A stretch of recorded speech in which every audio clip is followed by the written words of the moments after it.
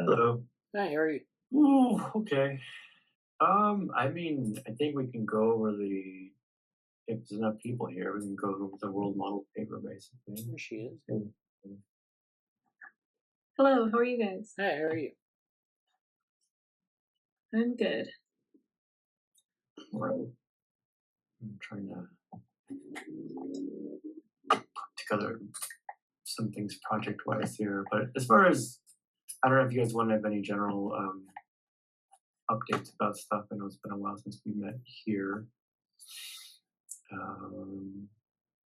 my stuff?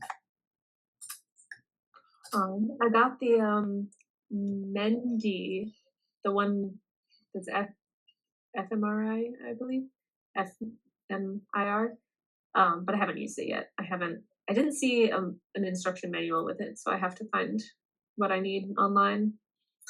Yeah, I think that's going to be a less useful one. And I think what I'm going to do is I had some issues here, but if you want, Bradley, I can get you probably Amendi and also the actual Muse as well. Okay. So I could ship that out. That's sort of something fun to look forward to, I suppose. Yeah, that'd but be great. Yeah. not not much big more we can do with it right now. I goofed up because the boxes that I had were not right, and I haven't touched them in a long time. So, Oh, okay. but to be done, I guess I'll share this. I'll share my crazy window and just put it here on this.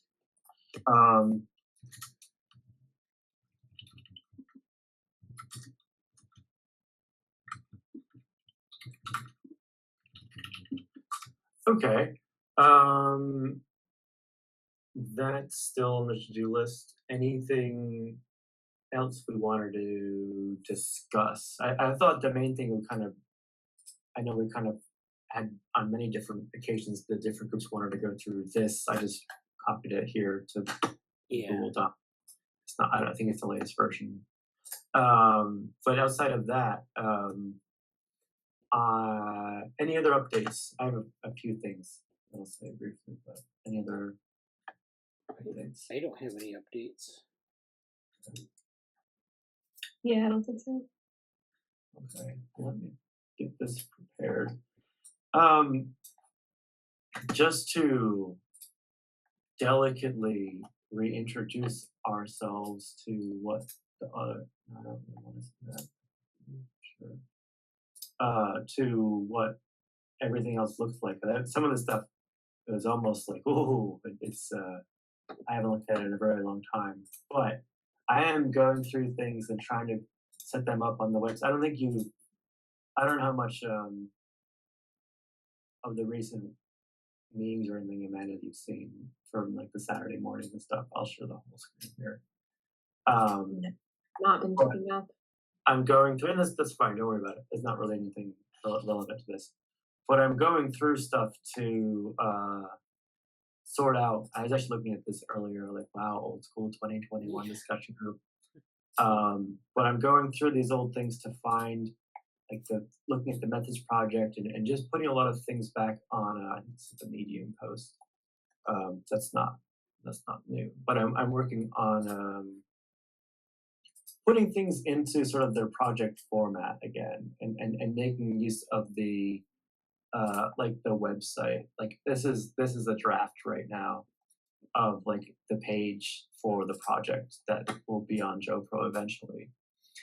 But like I made one for maybe embodied neurophenomenology too, which is like ooh, like all that old stuff again. But just putting things into kind of the getting them ready to be something that we'll at least have a home base somewhere on the internet that we can reference a little more easily than I know I've moved the Cognition Features website around a lot, but I'm getting it to kind of be like here's some old stuff that I've just been digging around with. The poster that I had at this event. This is a new one for the other working group. This is the very old thing. This is a a very old but really really good one from 2021. And these are all like randomly pulled from some stuff that I've got. But it's like I'm starting to get a little bit more of a coherent front page to some of the things, and I do want to do that with the actual methods project itself, which is kind of still over here in our Notion space, and stuff like that. So it's really good for me because it's very challenging to think, okay, how do I coherently do stuff, and what can I show? A little bit of good uh, demo or die pressure. I would say good pressure because there isn't really pressure, but like there's stuff to invite people to or show them to, or when I've been talking to. Oh, that's what I don't think I really said this to you if you haven't seen the other things, Amanda. But like, I was talking to. How can I easily show this? Oh, uh, yeah, maybe this works. Can I do this? All right. Well, I don't know. This is not quite what I wanted, but I've been talking to my alma mater, and their the college and the department that I was at has they have their own. They're actually done a lot of really cool stuff, and as much as this is like not necessarily what I'm into, this is actually where the informatics department is Yeah. inside of college, and they have a lot of stuff going on, and even like an AI and complex systems lab, a UX immersive technologies lab, open source intelligence lab. These are kind of more almost informaticsy, or more data sciencey, or a little bit more broad. And I actually know people working in this lab, and that's cool and all that. But even at a general level of doing internships and doing experiential learning opportunities, I spoke with someone there, and the person in charge of it's really, I was so impressed. I talked to them a little over a week ago. I was so impressed because they addressed so many challenges when I was there. And I graduated less than, well, about 5 years ago, I suppose. And just what they've done since then, making it a lot easier for students to do stuff, working with being open to interdisciplinary stuff, and as some of us probably know, um, or at least can grasp, like the college has its own. It can do a little bit more. It's a little more flexible than the bureaucratic weight of the academic, the university as a whole. So we can do some general things with the university as a whole, kind of like we did before. But I think my home college here has stepped up their game quite a bit, and so being able to get things in a little bit more tailored format, and having able to do some projects and stuff like that, um, will be is something that I'm working with them to do, and I'm really excited about that because I feel like um, there's actually a few really cool things that we could do with them that that aren't as big of a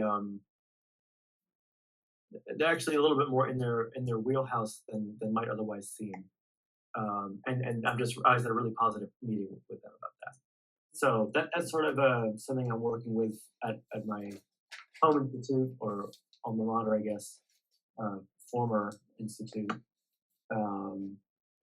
Yes, I guess I'll put that here. And whoops, in the in this. Um,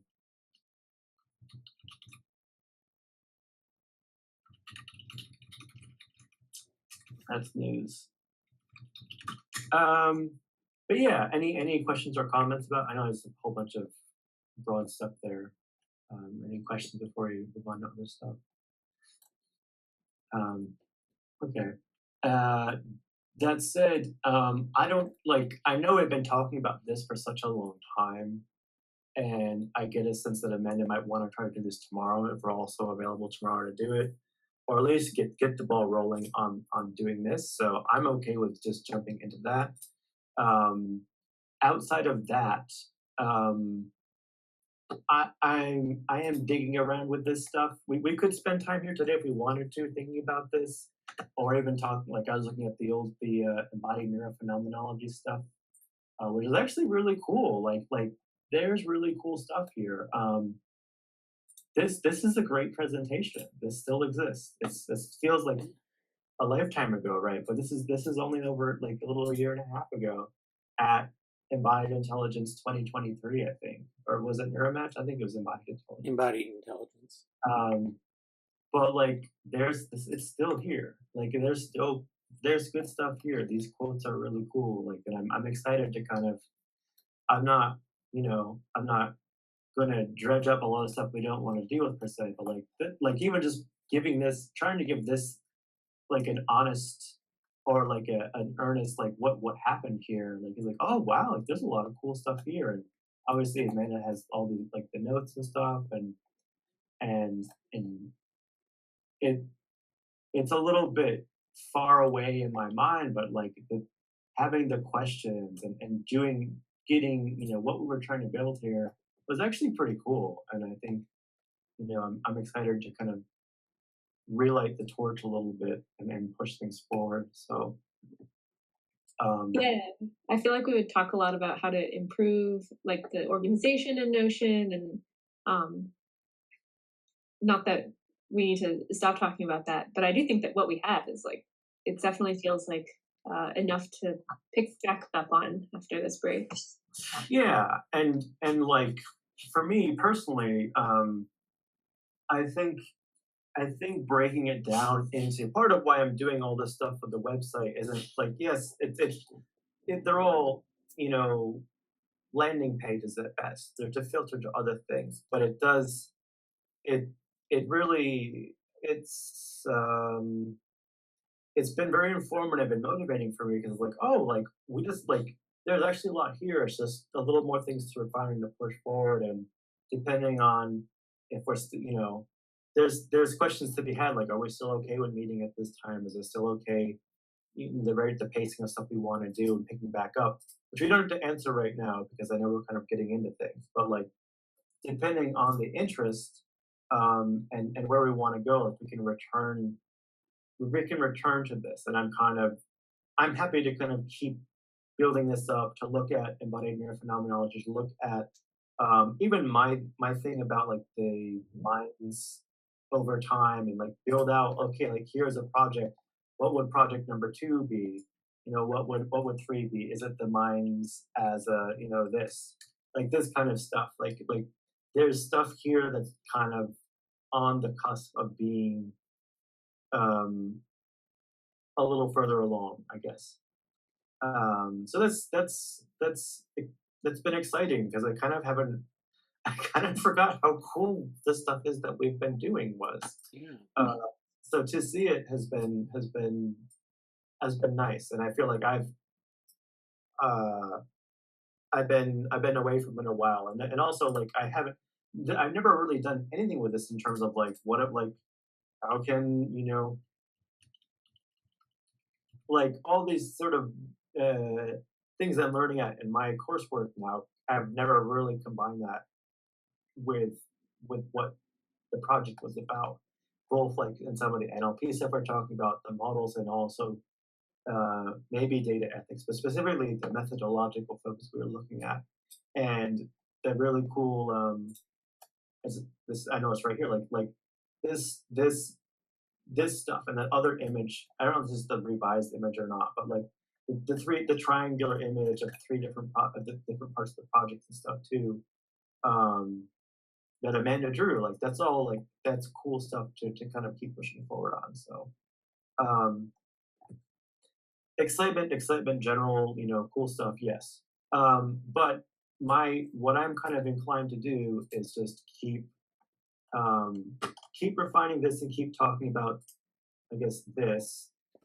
Maybe even going through this again. I guess this is the original one, which is like quite cool. So thank you for that again, Amanda. But just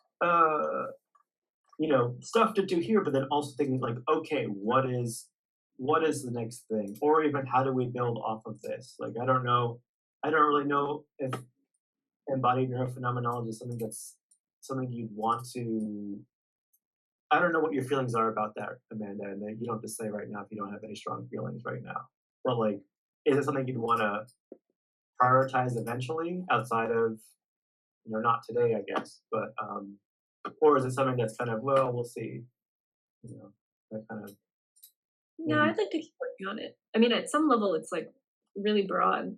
So a lot of the stuff that we're interested in can kind of be easily connected to it.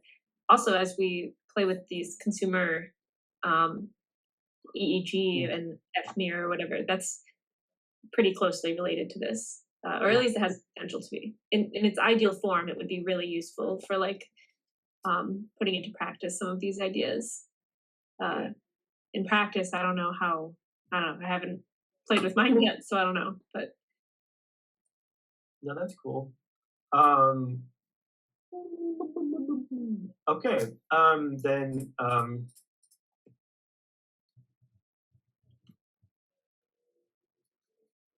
uh,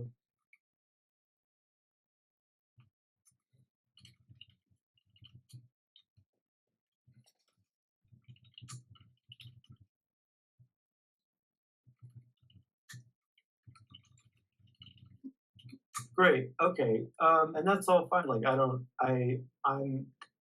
I'm intent on working on this again and fleshing things out and both uh doing this thinking about like, okay, like what are our next kind of like not quite cutting diamonds, but like what are our next nuggets that we want to refine more to put out into a project or a blog or a preprint or whatever.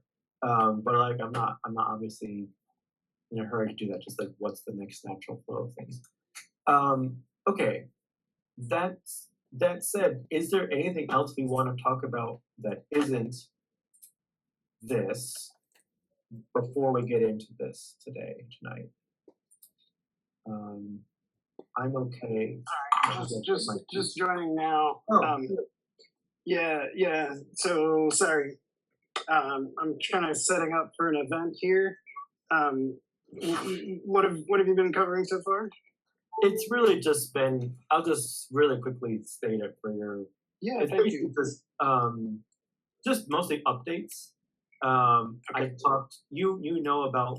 You probably heard in my other Saturday morning or whatever Friday meeting about the experiential learning opportunities, and I've just been going through a lot of the old Notion space for the methods project, looking at Amanda's really cool work on the embodied neurophenomenology part of things, and finding this old the video again from a year ago, and just start to kind of figure out, okay, how do we do some stuff with this, and I've kind of been in the process of doing JoPro website stuff for this and a bunch of other things. I'm like, okay, like there's cool stuff here.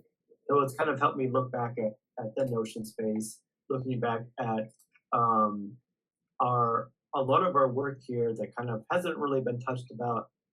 I don't know, probably for like half of a year or so, but like just going through all that stuff again and finding it, and getting excited about potentially using some of the consumer EEGs that we might have available to do more with it. But that was really just background admin stuff. The meat of it tonight hopefully will be joining the world models paper. Um, so we were just about to get into that really. So anything else? Oops, sorry. I don't know if he's wanted to say anything. Yeah, there's a lot of good stuff that you've been doing, Jesse. Especially with organizing the projects and kind of going back and going through those things. A lot of those things just get kind of lost to time and lost to like effort. I mean, it's nice having it organized and finding the connections there. So that's good. Yeah, it's been it's sort of like it's almost on one level it's been a bit like data management, if not idea or project management, because I'm thinking about for myself it's cool, but I'm realizing as I do more and more and more stuff with JoPro itself, like there's going to be increasingly amounts of stuff that just are not like how do I pull this out here? Like this is a draft right now. This isn't a thing, but I'm going to make a page for the project, for the methods project. I don't really like this background right now. It was just a featured image that I found from one of the old slides. I think it was, I don't know, you can see, I think it was this one. Like this is from Match 5. This is actually from Cogsci 2021. Like all this cool fun stuff. This is just some, this is like some, I don't know, front slides for agenda for the discussion group way back then. That had, you know, it was like a, just explaining what it was very simply back then. So as much as I'm doing this stuff, but I'm realizing like the people, like some of these projects are probably going to be pushed more by people who aren't me. Right. And it's sort of like doing the due diligence of, okay, like, hey, you know, maybe there's an intern who really wants to do developmental brain work vehicles, or who wants to really get into a specific aspect of the methods project. And instead of, oh yeah, blah, blah, blah, blah, blah, let me find this, blah, blah, it's like giving them a kind of nugget of something to go off of at the very least. If not, having things actually be really, really nice. And as I've kind of been saying, I've been copying inspo from the Media Lab because they house all these different groups with all these different projects. And it's like, that's kind of what I'm attempting to do in some ways. Obviously at a much lower level, obviously much less funding. I'm not trying to be them, but like for looking at groups that are trying to incubate smaller, maybe very niche projects, like it's been a good model for me to kind of follow and see what are they doing and how are they trying to make this stuff happen. So, you know, seeing what is a project to them, like this is Media Lab's project or whatever, but it's a couple paragraphs and some links. Like it's not much, and then they might link to, this one doesn't even have its own website, but then there's a specific website like the Representational Brains and Phenotypes group or the Phasics project within that group. Like it's all there. It's just now making it a little more accessible. That's kind of the goal, and it's been a very interesting project or exercise for me to do. So enough about that. I'm ready. Is there anything else we can talk about it? Although we can get into, is this the one? It is the one, but I don't want to use this one to do it. This is the older one. We can get into the paper. Sorry.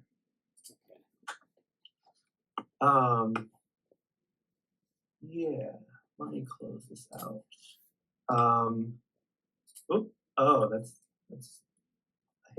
I probably hit the presentation, and we might have heard Amanda's voice in the back. Amanda's voice from 2023 in the background before. That might have been what that was. So sorry, that's what happened.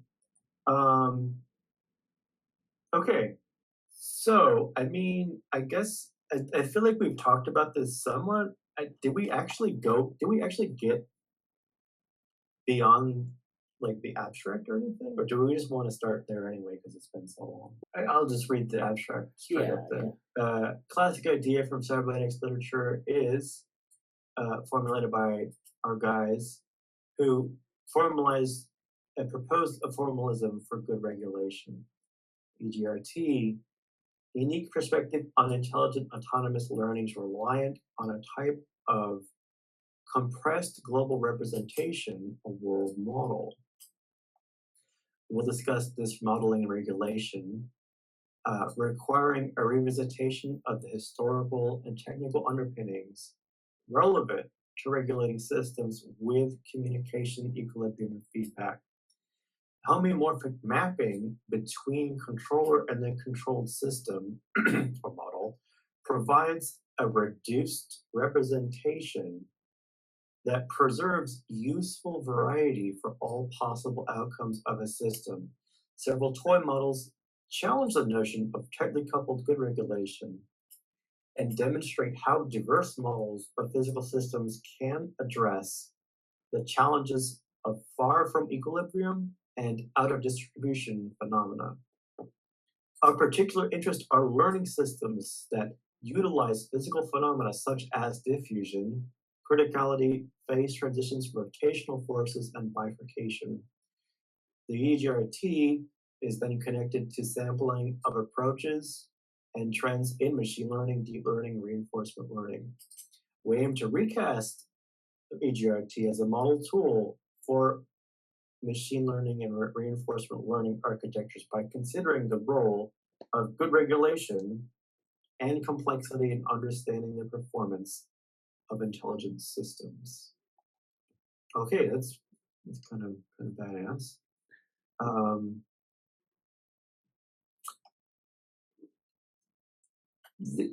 Anything you want to say from that, or should we just dive into the rest of the paper? Well, I think this kind of leads from some of the work we've been interested in doing on the EGRT. So the EGRT, of course, is something that Ashby worked on, and they had a whole sort of mathematical framework for the EGRT. Basically, that there's a model of a system that the regulator, whatever that is, and we don't really. It doesn't mean that the regulator is intelligent or not. It just has like a model of the system. And they weren't specific on what that regulator was or could be. But there's some mapping of the system to the regulator. So the regulator has a map of the system. So it might be a very general map. It might be a very specific map. But depending on the sort of the resolution of that map, it can regulate the system in some way. And so that's what this homeomorphic mapping is. Ideally, it's a homeomorphic mapping, but it's not always the case. And so, in the paper, kind of goes through some of the, of course, you go through the idealized cases and the theoretical cases, but there are actually also instances where, even theoretical instances where that's not exactly the case. And so throughout the paper, there's some kind of exceptions to that, but they're also, talking about how machine learning and deep learning and reinforcement learning kind of fit into that model. Yeah, it's a fun topic, and I think I don't think anyone here. I know we kind of mentioned passing, but has anyone really heard from Adam Saffron about any updates from the stuff? I think it's this November is going to be. I'm going to quickly look at this website just to see if there's anything there. Nope, looks the same. Submissions are due the 1st, so I think this paper is pretty much set. But if we find anything, we can change it, I guess. But yeah. Well, I'm sure they'll have a round of revisions to do, But I mean, I think their timeline is. Timeline is always weird for things like this because it's people have to find time to do things, but I think they're going to do things in October and start kind of with that first round of papers in October and then go on. So yeah, and just if anybody's wants to write on this sheet, my comment here. This is more of me going through the paper. I'm not. This comment is not to change the paper right now, but if there is one, I'll make it. I'll intentionally make it otherwise. Okay. So in the introduction, and if there's any part that we kind of know probably a lot of this, but if we want to skip anything, just let us know. We can move along to the better parts that we want to cover. But at the same time, I'm fine with going. Not, this is sort of our own stuff, but I'm fine with going through it at a slow pace anyway. Yeah. So this regulation requires models that capture essential elements of the real world. Yet models cannot simply be a copy of the system. All the epistemological properties and dynamical states of the system in question. Yeah. I already had a few questions starting there. Okay. I mean, it becomes more clear as you keep reading, but I feel like you shouldn't have to wait. Basically, what essential for what? models that capture the essential elements of the real world, but like just making what essential means a little more clear. Yeah. And then also, like, what does epistemological property mean? I think those words were used at a few points throughout the intro, and so it like kind of became more clear. Yeah. But if it could start off as clear as possible, and I don't know exactly what to say because I'm not sure I fully understand. Yeah. Yeah, that's actually good. I mean, just sometimes words are used and they have, it's kind of hard to get the introduction kind of perfected, but that's part of it, Oh yeah, I know this is like the most difficult part of of Yeah. writing for me. Yeah. So I guess the essential elements of the real world are things that, and this is, I mean, it probably is not, I mean, maybe it can be made clearer here in the sense that you need to have certain pieces of a model to model something. So, like, if I want to build a model of like a seesaw, I need like a fulcrum, I need a counterbalance, I need certain concepts at least in place or certain elements in place. I don't need to model like the kind of wood or the actual dynamics over the long term. I just need to get like maybe the essential properties, like that communicate the physical principles, and then I can actually have a model that works in most cases. I guess that would be essential. But yeah, I mean, I can't. Well, I mean, I could probably think of a better word, but It's essential for what? Like okay. if that fragment is added in this first sentence, I think that Yeah. would be helpful. Yeah, and I could see that being also tied to like essential as in tied to the mapping, like what resolution kind of affects to some sense. Like there's a dare I say mutually informed kind of constraint, but like if there's a connection between the resolution of the mapping and what's essential, like or what can be. So yeah. Do we want to suggest anything here as like a functional comment, or just keep moving along for now? What do you mean functional comment? Like these are me like as we're reading paper, but like actually suggesting a change to the text. Yeah, just some of the definitions here to tighten them up or. Yeah. Okay. Okay. Yeah.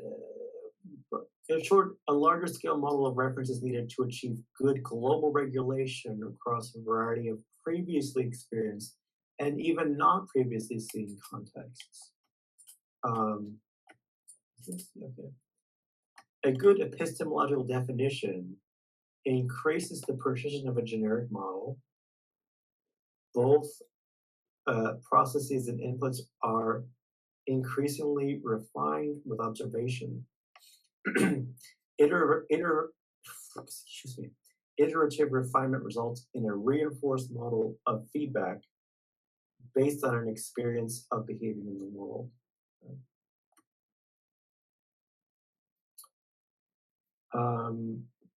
So cybernetics provides a good theory of iterative refinement based off of recursion, prediction control, accountability. They demonstrate these properties in the realm of a formal world model with a driving simulation where the input of behaviors are regulated by a compressed model of the world. This predictive model is lossless. Statistical compression can be determined through building a global representation, particularly in overestimating the influence of non-emergent macro states in a dynamical system. Indeed, these sets resemble augmented, or these training sets enable augmented, or these training set ensembles augmented with feedback mechanisms of synthetic data can prevent model collapse. Here we go. To understand how good regulation fits into the quest for world models, we must consider predictive capacity of AI. systems and their antecedents in cybernetic regulation. We will turn to statistical mechanics to demonstrate when good regulation is challenged. And the last part from this section, there are ways to account for global and meta properties of systems in a formalized manner. Conner and Ashby and their notion of a good regulator, a good regulator of the system must contain a good model of the system. The theorem describes good regulation as a model of a system that results in good or sufficient regulation of that system. One example is the classic world model in ecology, the Daisy world model. Like the good regulator, Daisy world relies upon closed loop feedback to maintain a stable state.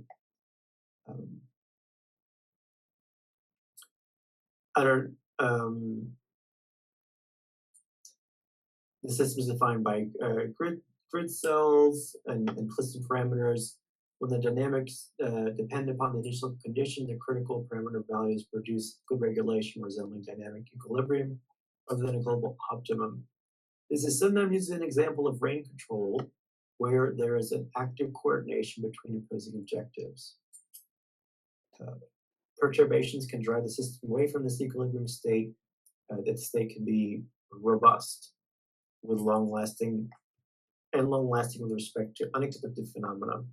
Daisy world is perhaps best described as a process of allostasis.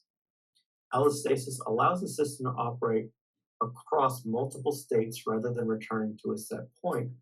Good allostatic regulation allows regulator R to be maintained by one of many nearly equivalent options. Efficiency occurs through evaluating multiple possible solutions until one is the best match to the current problem. And allostatic systems are found in living systems such as complex physiological processes. The regulator must be efficient in supporting the changes needed to minimize the error using matching mechanisms. Okay, so this is sort of the first volley in the overview. Anything we want to say before we go on to 1.1? I think some of this got kind of split up. Yeah, again, I think some of it can be tightened up a bit, but like the idea is introducing kind of the idea of a model and then like kind of tying it nominally to AI and then actually making the Daisy world analogy with the Evergood regulator, which was actually not made originally. So the Daisy world came out in the 80s and 90s, and Evergood regulator kind of came out in the late 60s, early 70s. I don't know if I don't know the history of that, if that was something that was thought about, but there is that kind of connection, and then there's a connection to allostasis from that analogy. And I think that kind of lays out where we kind of are with the Evergood regulator theorem, and without actually diving into it, having the world models there, having this aspect of the Evergood regulator theorem that ties to real systems, and then it's really going to be hard to make. I don't know, maybe it could be clearer than it is, but it does kind of bounce around a bit. But that's sort of what we have, I think. I'm not sure. Any comments? I think it could be helpful. So the citations are obviously helpful, but maybe we could try to make it really explicit what our like novel claims are. Like what connections have other people made, citation, and then what are we adding? So there is a line that was something like, oh, perhaps, but maybe more strongly we can say a connection that hasn't been made before, to our knowledge. We'd have to verify that. But a novel connection we are trying to make is X. Just to make it stand out a bit more. Yeah, I think that'd be good. I mean, I also looked a little bit into the history of uh, the Daisy World model.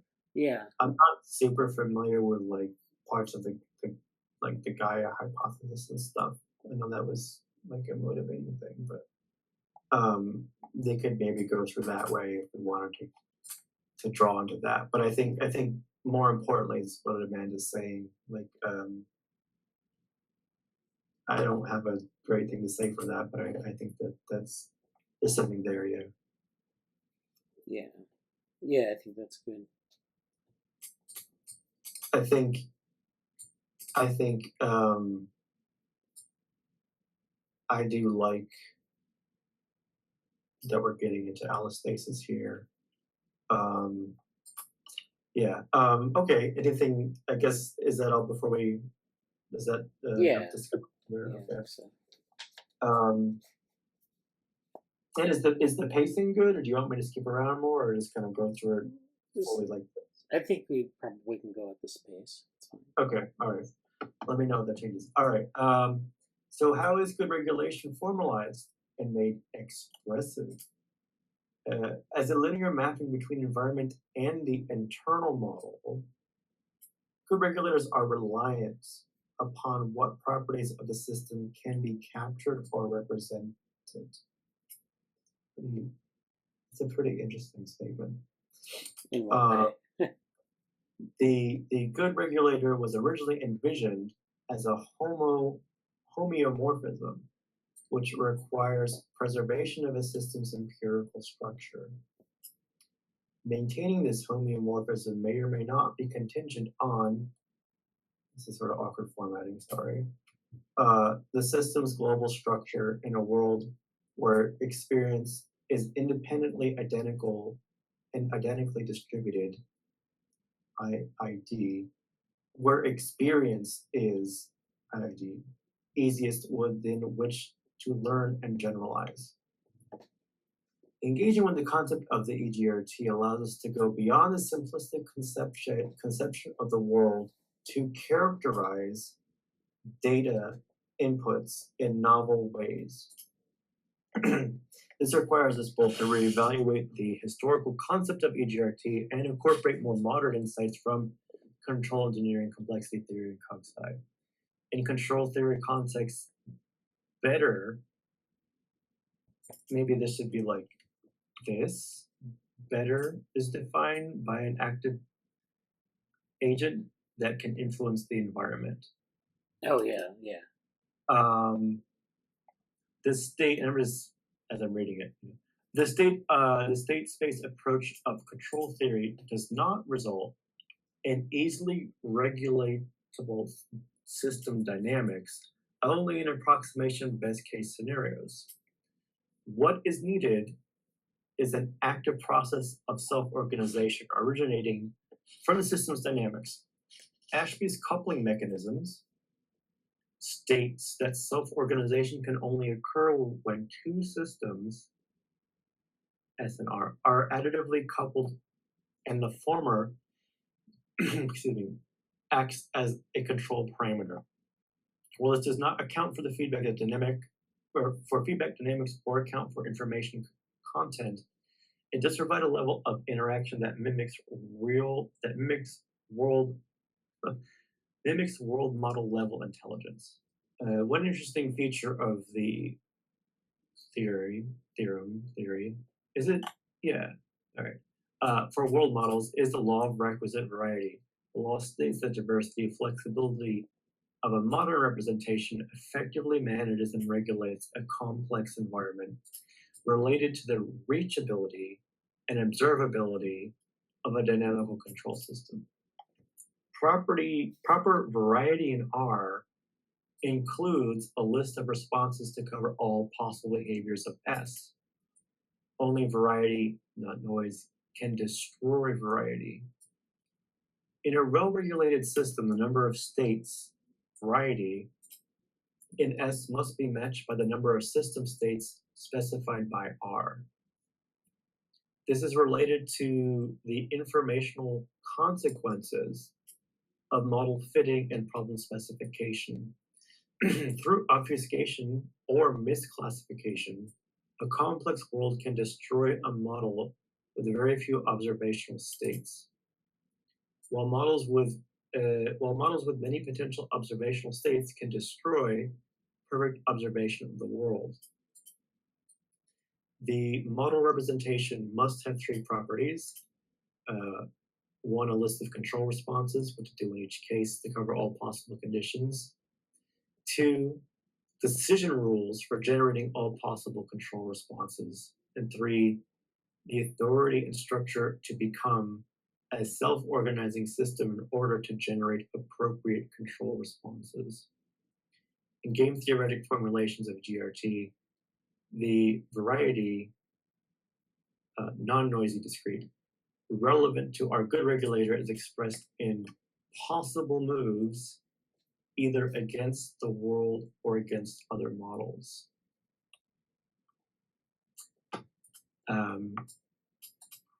Another aspect of good regulation is the ability to continuously monitor both the output and a system, as well as the current state of that system.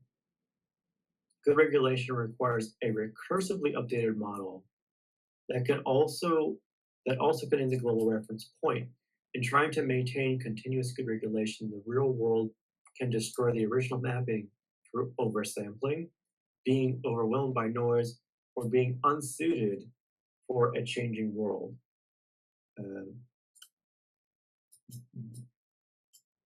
I was going to put something here for that to come later.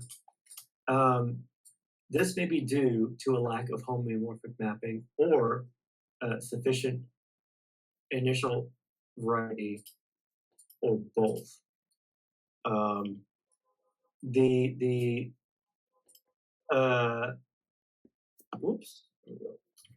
The more restrictive condition of isomorphism captures equivalences between the regulator and the system using a bijective correspondence. Bijective maps are structure preserving in a manner that's nominally lossless, and so exhibits reversibility. In Figure 1, all functional and structural relationships of the system are preserved in the model. The other part of this is to distinguish between Markovian, memoryless, and non-Markovian, memory-dependent systems. These systems resemble classical cybernetic block models with feedback loops in that they can exhibit causal relations and non-explicit decision-making, while such systems allow us to infer structure and dynamics from discrete states. Non-Markovian systems yield predictiveness from current and prior data distributions. So we arrived at Figure 1. Are there a lot of details? Like, would it be too much to put them in this description instead of in an appendix? This is a quirk of the venue that we're writing for. So they don't want to have like really long figure captions, but also they want like the whole thing to be like 8,500 words. So it's going to be a tight fit. Okay.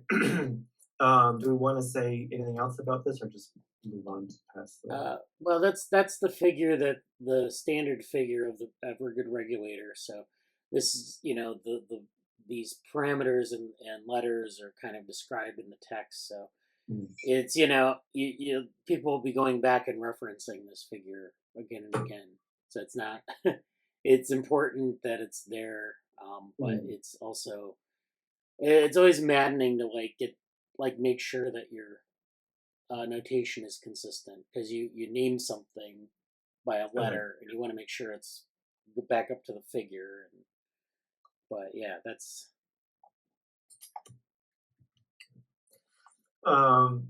Okay. Excuse me.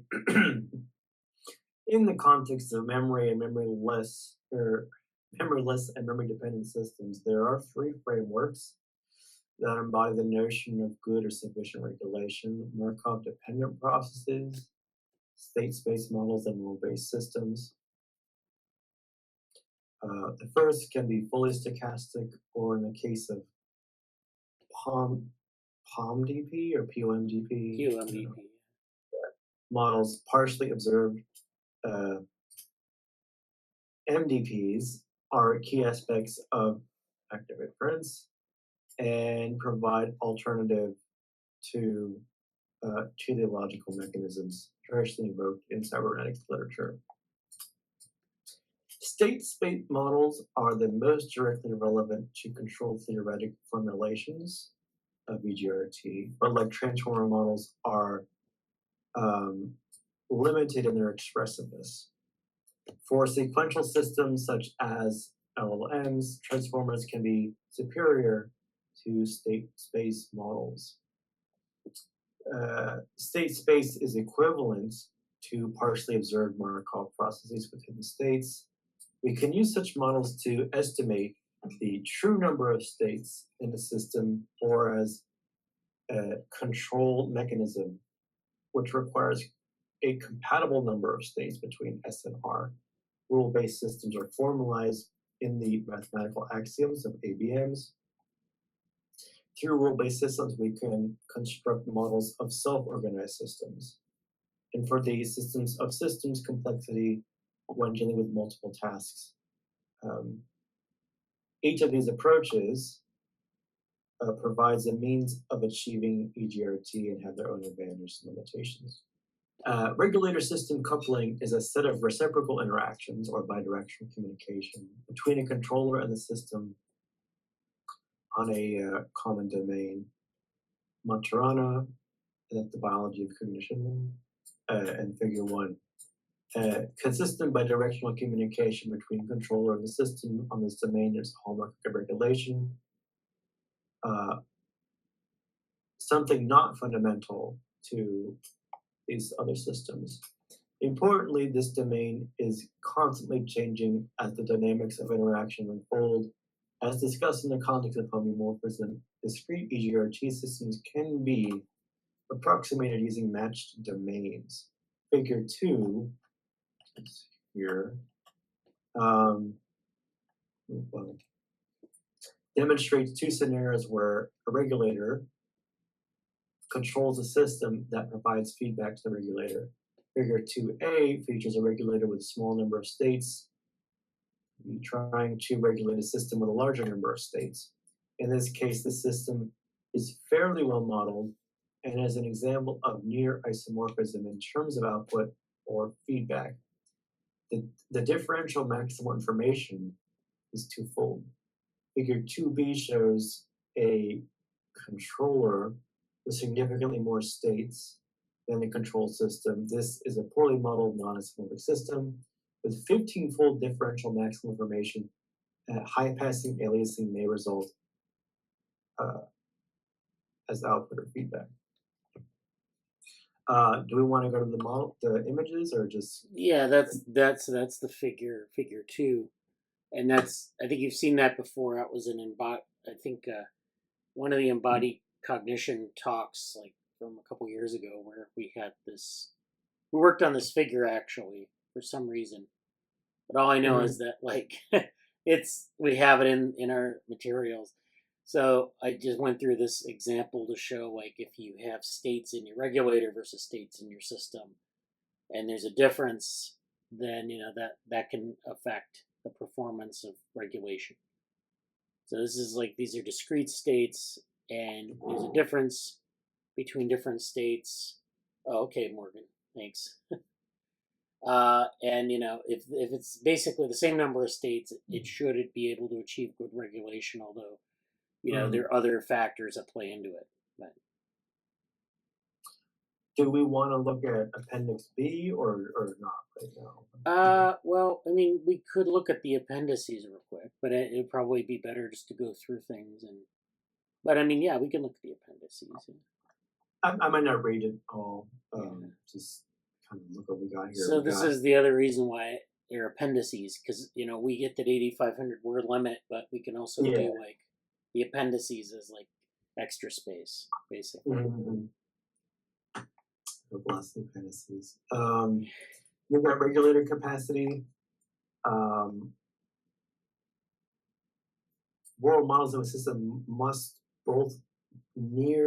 maintain both near isomorphism and ergodicity.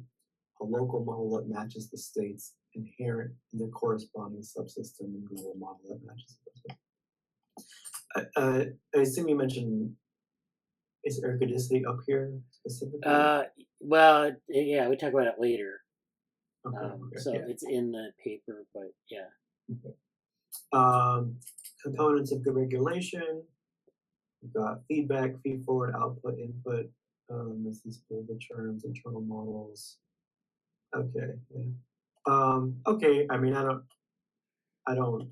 Yeah, If you want, it's okay. just like excruciating technical detail, Yeah. or something. And you know, it's not perfect. So, like, if we can find excruciating technical detail to put there, that's where it goes. Like, because it makes it easier to go through. You know, you don't hit the we're at this next one here. Okay, so we just finished this. We just finished right or here. So 1.2, placing good regulation in a broader causal context. So control theoretic properties of good regulation involve formalizing two concepts: regulation itself and trafficking and tracking. Regulation involves keeping the internal state constant in the face of variation. The controller can adopt a number of strategies that cancel out effective variation. As a type of dynamical system, good regulation of the system's state tries to approximate a desired trajectory. Two other features involve separability and causality. Separability allows for the systems S and controller R to be decomposable. That is, S and R can be treated in isolation while also being part of the feedback motif. Tracking, the other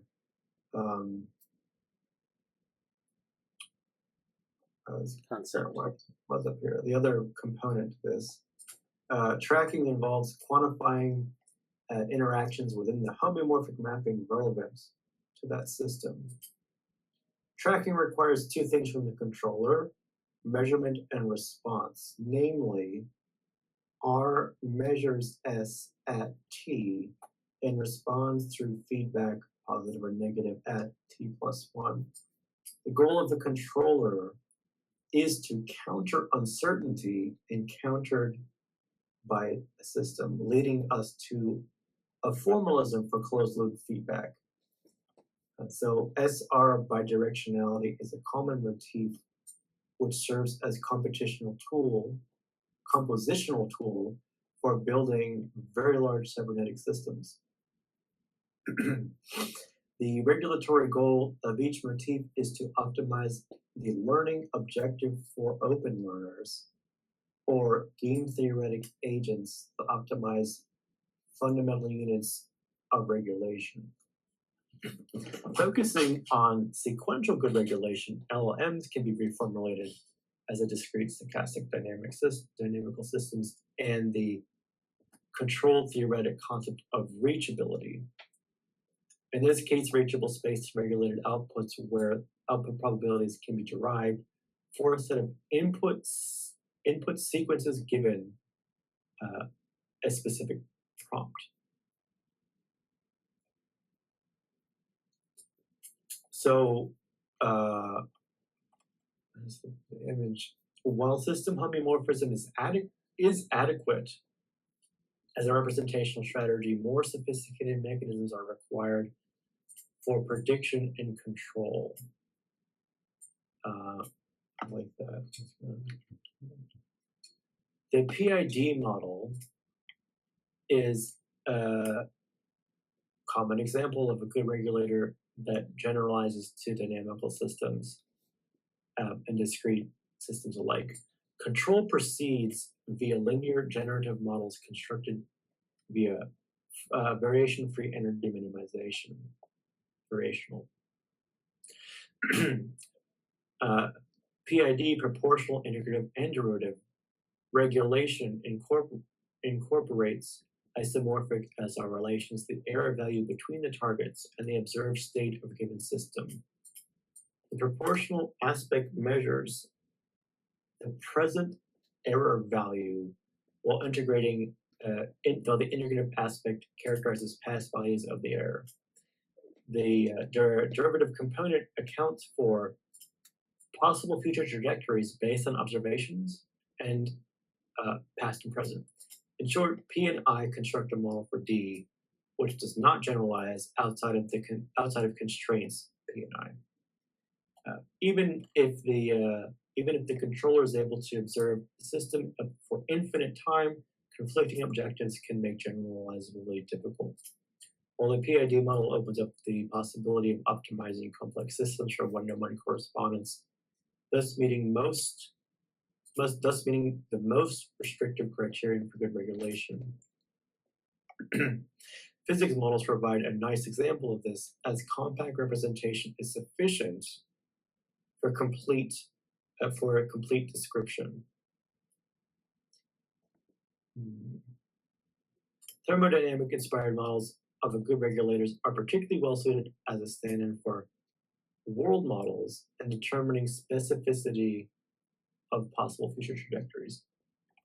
So are those last two sentences, like, how I'm reading them, I'm kind of, maybe I need to reread it, but I'm not sure it's, does it make sense? I guess is the question I'm asking.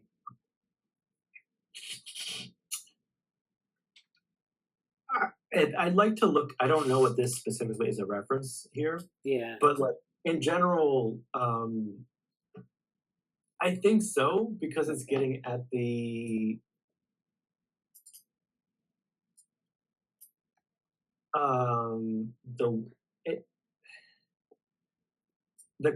I don't know if the words are great, but I think I understand what the concept's supposed to be. Like,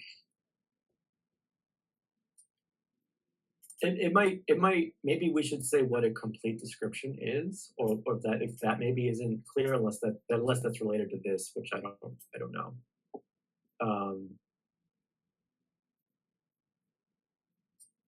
Well, complete description is kind of like that you can basically go to any state. I know maybe that needs to be. It's like, basically what was put up in here layman's terms, yeah. When you were talking about what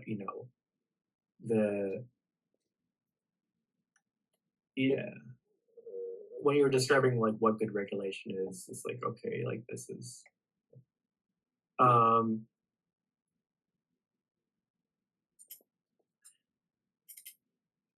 don't know if Amanda has anything to say about that, or these sentences or whatever. No, not right now. Also, I know we normally go until 10. It's 9:30 right now. Are we okay with continuing? Are you guys tired? You want to keep going? How are you feeling? I'll have to go about 10 minutes before 10, but I'm good to keep going for now. Okay. Okay, well, we can just close then. That's fine. Yeah. So I'll put here.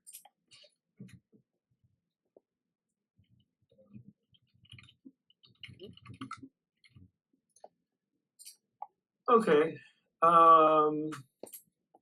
Almost done with 1.2, and shortly after the first section altogether, we're on circular causality is different from linear causality in a number of ways.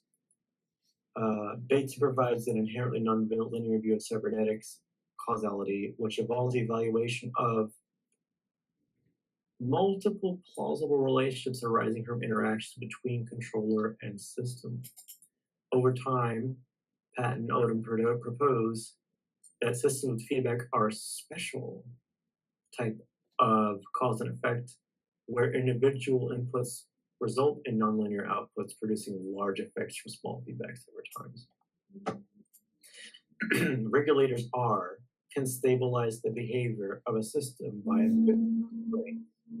in the form of past causes, as the effects of causality are cumulative over time. Causality is viewed as an interventional input, serving to perturb or introduce new information into the R's representation of S. In the case of continuous tracking during optimal control, the role of causality in cybernetic representations involves mapping, translation, and transformation. But good regulation has historically relied upon purposeful mechanisms for avoiding spurious causal mappings.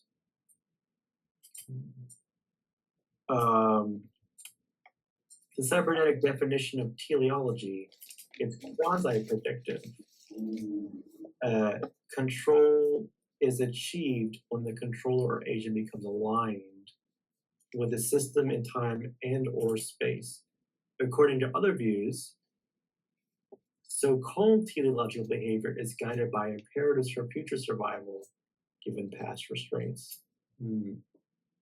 This has implications for the formation and maintenance of a world model. Either top-down supervisory agency is necessary, or bottom-up emergency process alone are sufficient for to enforce global regulation. Both of those bits that you bolded feel really like dense. Like there maybe some more explanation would be helpful.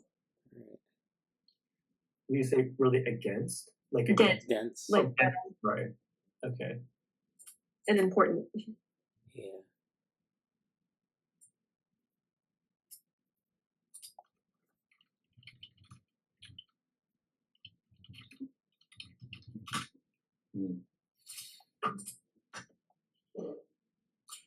So and is it, am I interpreting this last sentence correctly to say like either one, like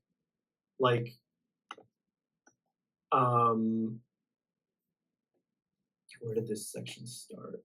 Circular colony is different, regulators, blah blah blah blah. I'm just gonna add this line break for myself here. But it's sort of like saying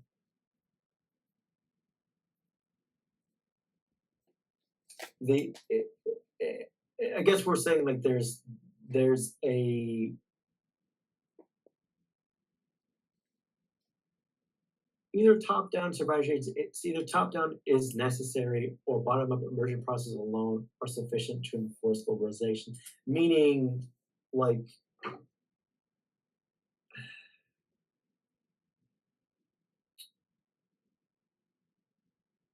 I get it that's an either or. Like this, we're saying there's both. Or we're saying it's, are we trying to say here that it's well, every system, might have both bottom up and top down processes, right? Now, in the case of you may need those top down processes, or you may not. So, like, we assume that, like, every system has sort of this top down aspect of control, but also bottom up aspects of emergent processes. Do you need the top down or not? Maybe that's a way to kind of put it. Like, every system has emergent, bottom up and top down processes, but only some need top down supervisory agencies, something like that.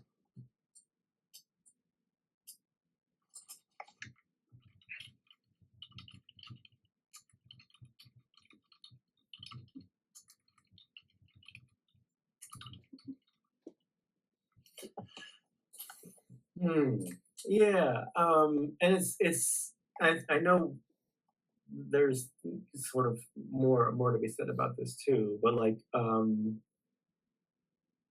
it's interesting, and I think a little bit about obviously like some Levin stuff and whatever else, but like sort of the contention between bottom up and top down. But yeah, we can probably get maybe we can just get to this and we can finish. I know Amanda has to go somewhat soon. So we're almost to part 2, which is a pretty good first launch into this, I think. Yeah, that sounds good. Yeah. So 3.1.3, placing good regulation in the proper context.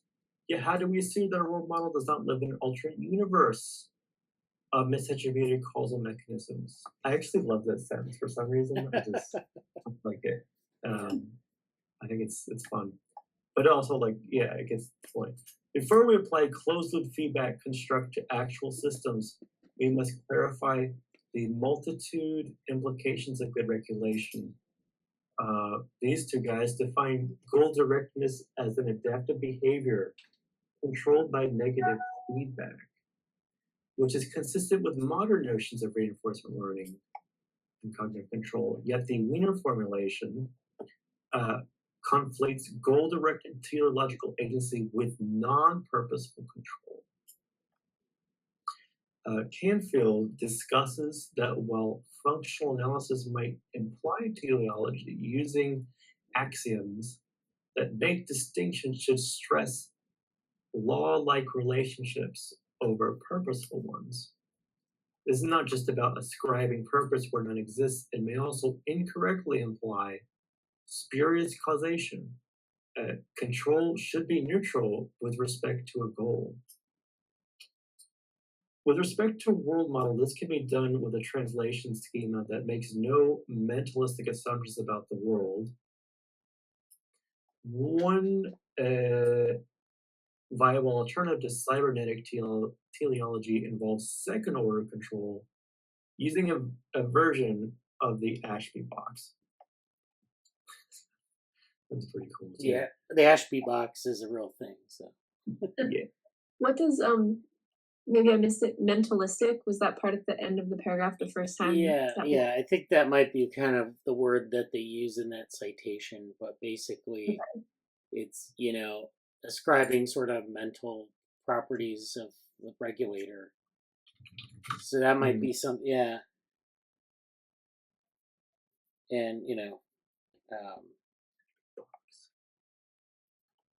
which, Okay. may or may not be appropriate. So it might be like a human mind. It might be like something that doesn't have a human mind, but you're making the same assumptions about it, I guess is the argument in that literature.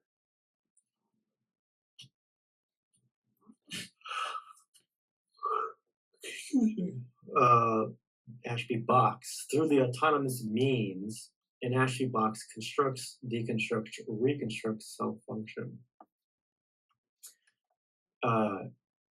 Ashby defines the setting of goals as simply the observation of behavior. That's interesting to think about in terms of what Maturana says in like biology and cognition. This stands in contrast to describing motivations or agentive imperatives to the regulator. Goals may also be the transmission of a message from the regulator to the system that communicates imperatives of control. Rather than ascribing intentionality to the system, the regulator exchanges information with the system. That assuming both the system and the regulator have the correct complement of states to understand each other, the purposeful active behavior implied in Rosenblumenthal can be further divided up into feedback and non-feedback related.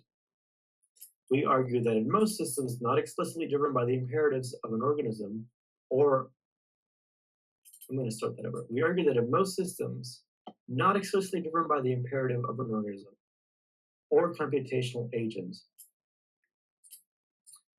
teleology is an illusory aspect of feedback-driven good regulation and causality, and rather than an outcome of reciprocal causality. We can see real-world instances of reciprocal causality in developmental systems and in the realm of perception action. In both cases, this serves as a motif for seemingly purposeful outcomes, but in reality simply acts as counterbalancing a set of causal constraints similar to how rain control produces its global state in Daisy World. In the case of tissue formation, signals in the physical substrate act as forward causality to affect the activity of gene networks, while the feedback signal acts as reverse causality and provide input to the cellular state from gene networks. Okay.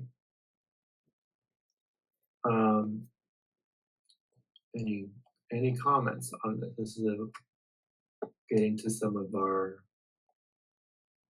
arguments. And